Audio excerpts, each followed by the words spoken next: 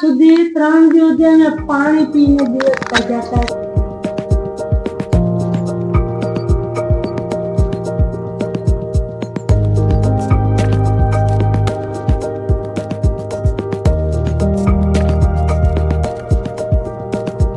મિત્રો અત્યારે ફરીથી આપણે સુત્રાપાડાની અંદર આવી ગયા છે ને એક પરિવાર છે. પરિવારની અંદર બેન રહી છે ને એમની સાથે એમનો દીકરો રહી છે. હવે પરિવારની આર્થિક સ્થિતિ એવી રીતના છે, પોતે ભાડાના મકાનની અંદર રહી છે અને જમવાનું ત્યાંનું ટિફિન બહારથી આવે છે. મિત્રો આવી રીતના એમની દર્દની પરિસ્થિતિ, ચાલો આપણે એ બેનને પૂછીએ કે કેવી રીતના પોતાનું જીવન આવી પરિસ્થિતિ અંદર ગુજારે છે. બેન, કેટલા ટાઈમથી અહીંયા રહો છો? 3 મહિના થયા, 4 મહિના બેઠો ખારવાડામાં રહેતા. તો ભાડાની તકલીફ હતી, પછી લોકોએ કાઢી માંથી નીકળો, પછી આ લોકો જાય ખાલી. તો અમે પણ કાણે ભીખ્યા તર્યા એ માટે જઈએ, તો કાણે ખાવાનું મળે નહીં. તો પછી એક આપણે ખાવાનું પણ ધર્માદા તરફથી રોટલો ટિફિન આપે ને. મને 4 વર્ષ થયા પેરોલીસ જોઈને. મારો ધણી હતો, તો મારો ધણી પણ અપંગ હતો, આંધળો હતો. તો એ પણ અમે ભોગવું નાતા ભોગવતા રહીએ ને. અટાણે અમે છે ને, અટાણે અમે એમ કહી દો કે અટાણે પરિસ્થિતિ બહુ ખરાબ છે. અટાણે 5 રૂપિયાની ચા લેવી હોય ને તો અમે વિચાર કરો કે ચા ક્યાંથી લાવીએ. પછી મારો દીકરો છે, એને લોહી બગાડ થઈ ગયો, તો એ પણ દવા નથી લઈ, તો 5 રૂપિયાની 10 રૂપિયાની દવા લઈને પી. જો આમ પલાટી વાળી જાઉં ને તો હું ઘડીકમાં ઉભી થઈ શકું. હું આટલે પહોંચી હોય ને તો હું શકું, હું જાઉં તો ઘડીકમાં ઉભી થઈ શકું. એવી અચાનક પડતી. ટૂંકમાં બેન આખો એક અંગ રોકાયેલો છે ને? આખો અંગ. કેટલાક સમયથી? 3 વર્ષ થયા. 3 વર્ષ. 4મું વર્ષ બેઠું. કેટલા ટાઈમ થી રહો છો તમે? અમે આ રહ્યા ને 4થો મહિનો થાય. 4થા મહિના.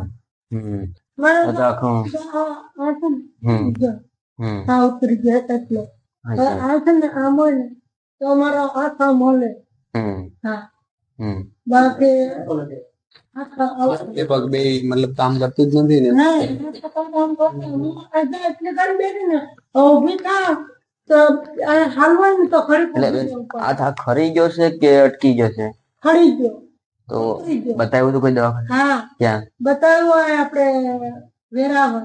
શું કીધું? તો એને એમ કીધું કે તમારે આનું ઓપરેશન આવે છે. હવે આમાં સીતા હોય એ સુકાઈ ગયું. આનું જે હાડકું આવે ટૂંકમાં જોઈન્ટનું સુકાઈ ગયું છે ને? અમે છે ને બેન, આપણને એવી રીતના અમે સેવા કરીએ છીએ કે આપના જેવા કોઈ પણ નિરાધાર હોય, જેમને આગળ પાછળ હોય નહીં, એવા લોકોને અમે તમામ પ્રકારની જવાબદારી લેતા હોય કે જેમને કોઈ આવકનો સ્ત્રોત નથી હોતો, કોઈ આગળ પાછળ હોય નહીં, કોઈ કમાવાનું, જેમ કે આપણી જે પરિસ્થિતિ છે અત્યારે કોઈ પ્રકારનો આવકનો સ્ત્રોત નહીં, કોઈ બીજું આપણી મેરે બચત નથી, કોઈ દે તો આપણને ખાઈએ નથી, એમને પણ શું પડે છે આપણને.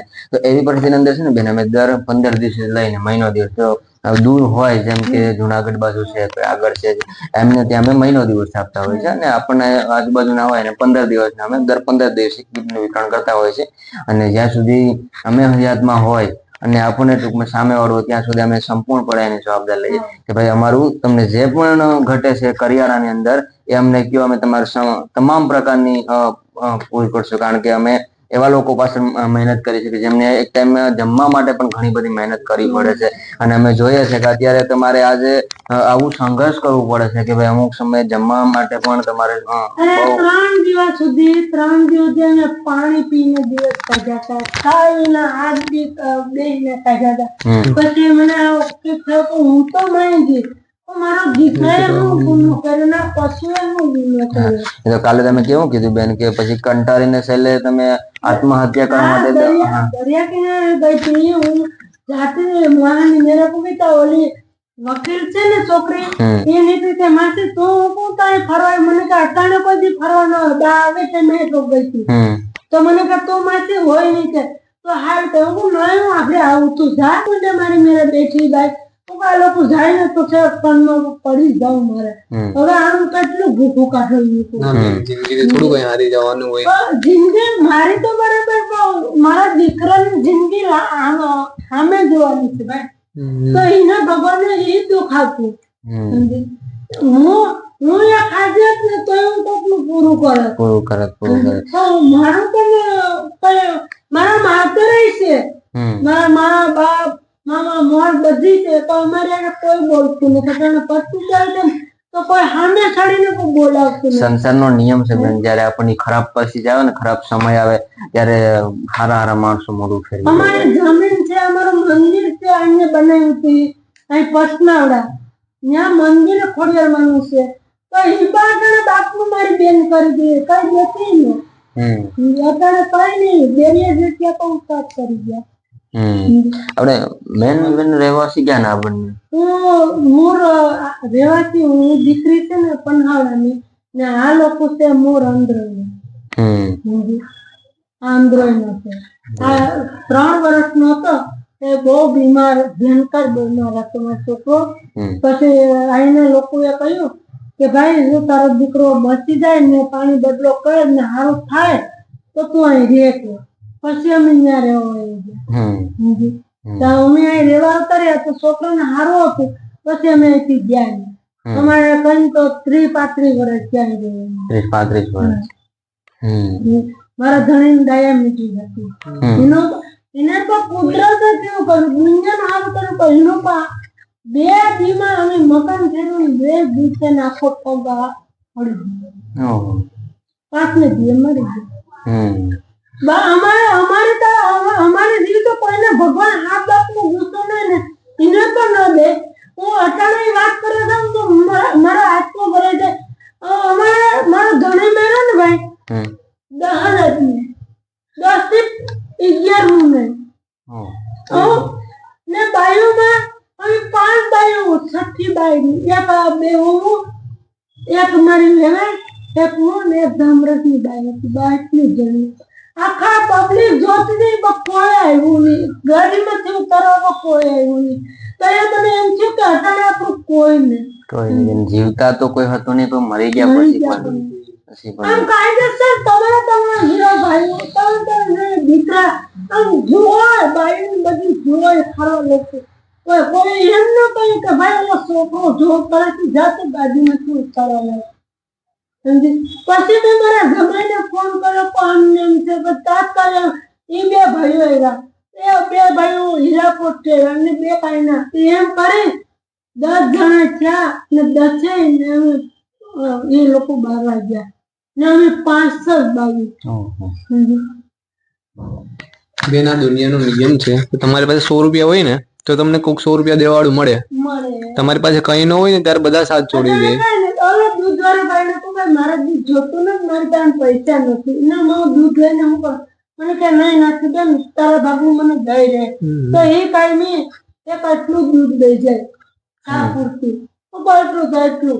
પછી એ એટલું અધા ડબરી એક ભરાય, એટલું દૂધ દે, એમાંથી થોડોક ચા કરું, એમાંથી થોડુંક દૂધ ખાવાનું.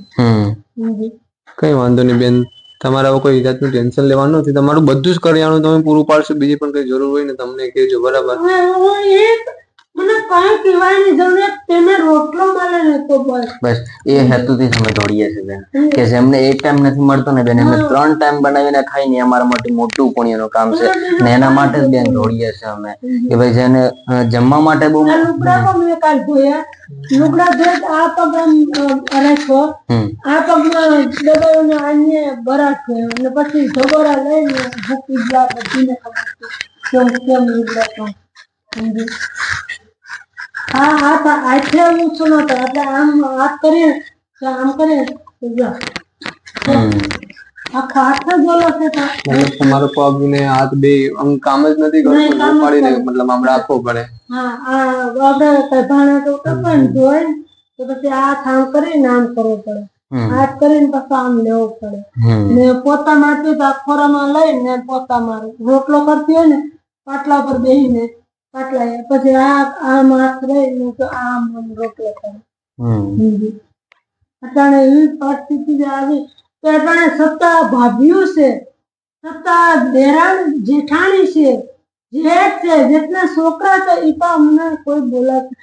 મરી ગયા ને અહીંયા નીકળો, અમે સણ કુંડે દાડો કરતા હતા ને નીકળ્યા ને તો એ મોઢું ફેરવી ગયો એનો છોકરો, પછી હાથે કોઈ આવ્યો નહીં મારે. તો અમે ત્યાં થાય ભાઈ તારે તારે પૈસા માંગીએ.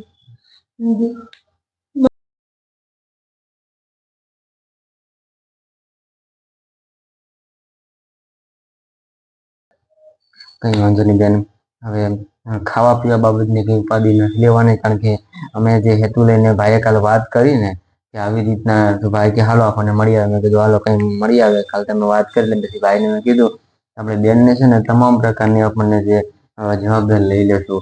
એટલે અમે છે ને બેન દર મહિને આપણને તમને જે ખોરાકની કીટ છે અમે વિતરણ કરતા હશું. એટલે તમને કઈ નહીં થોડુંક એવું તો બેન હળવું થશે, કારણ કે આપણે આ અવસ્થાની અંદર શું હોય કે આરામથી પેટ બે ટાઈમ જમી શકીએ, પેટ ભરાય આપણા માટે બહુ મોટું હોય.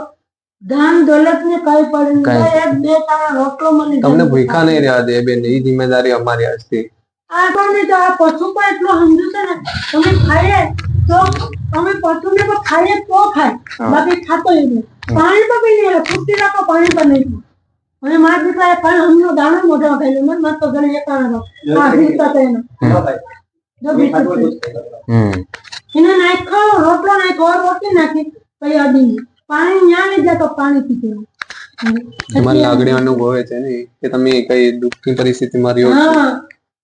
અજાણ્યા આવવા દે પણ જો એને પરિસ્થિતિની ખબર છે ને કે અમારી પરિસ્થિતિ કેવી છે, તો હવે કાલે વાળી પપ્પા આવ્યું હોય ને કોઈ દેવા વસ્તુ તો એ બોલે ને સામે જોયા કરે, વળતી જાય કાલે દેવા આવ્યા છે નકર આપડે કોઈ અજાણું આવે ને તો જેમ કે અમે હમણાં આવ્યા 2 દિવસ કાલે આપણે આવ્યા મળવા માટે, આજે આવ્યા તો પણ કઈ બોલ્યું નહીં, નહીતર તો અજાણ્યું તો ના કરવા દે. એને ખબર પડી જાય કે આ દેવા આવ્યા. હું આવી દુકાને છું ને મારા મમ્મીને તો આને જેવી વસ્તુ સાબુ નહીં મોકલાવું, સાબુ જવાનો દડો જ છું ત્યાંથી મેં જગ્યાએ એકલી આવતી જે સુકાઈ માંગુ સુકા થાય